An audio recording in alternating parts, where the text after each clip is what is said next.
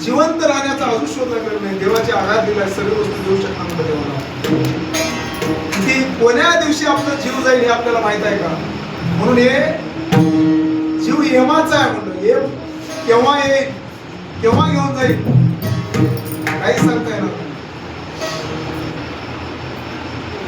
आणि धन केव्हा येतो आणि केव्हा निघून जातो हे काही कळणार नाही. आणि आपण मृत्युमुखी पडल्यानंतर काय आपल्या सोबत 5-10 कोटी 100 कोटी कमाई तर 5-10 कोटी आपल्या सोबत कोणी पाठवून देणार आहे? त्या पैशामध्ये काही जाणार आहे का? जाणार नाही. म्हणून हे धन संपूर्ण कुबेराचं आहे म्हणून आपण जातानाच नेता येणार नाही. आणि हे असणार काळाचं आहे. म्हणून त्या ठिकाणी भगवान श्रीकृष्णाची ज्या ठिकाणी कथा कीर्तन जर ऐकलं भगवान श्रीकृष्णानं त्या ठिकाणी येतो. भगवान लक्ष्मी मातेला प्रश्न पडलं, भगवान श्रीकृष्णाचं मला दर्शन घ्यायचं आहे माझ्या पतीचं, पण दर्शन कुणाचं येऊ? सर्वच या ठिकाणी ब्रह्मदेवाला सुद्धा नाहीला झालं तर लक्ष्मी मातेने सुद्धा सर्वांचं दर्शन घेतलं. म्हणून असणारं कीर्तन करावं. म्हणून त्या कीर्तनामध्ये सामर्थ्य आहे. भगवान प्रत्यक्ष श्रीकृष्ण ज्या कीर्तनामध्ये येऊन उभारतो, आपल्या घरामध्ये जे दोष आहे त्या कीर्तनानं भगवंताच्या स्पर्शानं ते नाहीसे होऊन आणि आपल्या असणाऱ्या त्या ठिकाणी ते शुद्ध होतात आणि आपल्या घरामध्ये राहणाऱ्या व्यक्तीवर सर्व दोष निघून जाऊन सर्व असणारे जे शुद्ध संस्कार होतात. म्हणून वास्तू करावं. वास्तू नंतरही दयाच्या द्वारे तुळशी वृंदावन नाही ते शमशान ग्रह झाला. एकादशीचं जे नरक करते अनपान शिवान ते शिवान निष्ठे समान. आपण किती जर मोठं घर बांधलं तर तुळशीचं वृंदावन घरी पाहिजे. जगद्गुरु संत तुकोबाराय सांगतात की ज्याच्या घरामध्ये तुळशीचं वृंदावन नाही तर ते घर शमशान ग्रह शमशानभूमी समजा. म्हणून आपल्या हिंदू धर्मामध्ये एकच श्रेष्ठ आहे. कोणतं व्रत न करायला हरकत नाही, पण सर्वात श्रेष्ठ असणार जे एकादशी व्रत केलं पाहिजे. तर एकादशी दिवशी जर ज्या मानवानं उपवास न करता अन्नपान जर जेवण जर केलं तर त्या मानवाचं असणाऱ्या त्या कुत्र्याच्या विष्ठे समान आहे.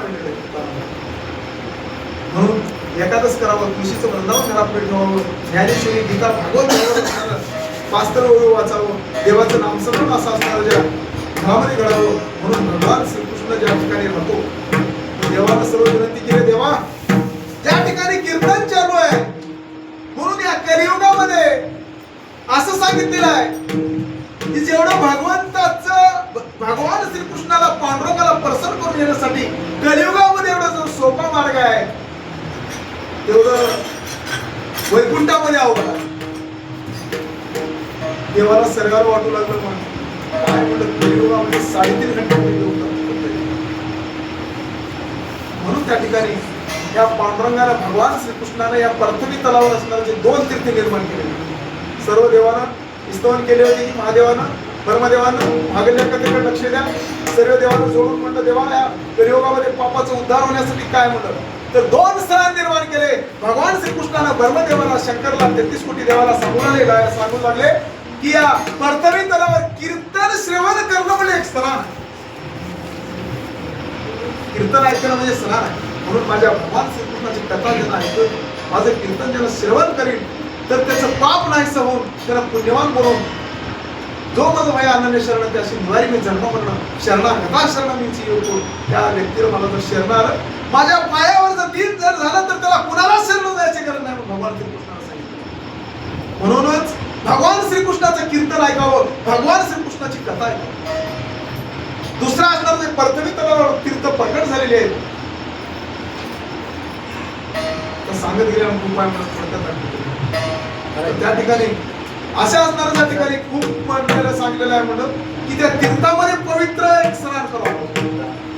म्हणून त्या ठिकाणी आपल्या असणाऱ्या वास्तुशांतीला त्या घर बांधल्यानंतर सुद्धा आसनी शयनी भोजनी गमनी चलता उठता फिरता देवाचं नाम स्मरण या ठिकाणी करावं म्हणलं. विठ्ठला विठ्ठला.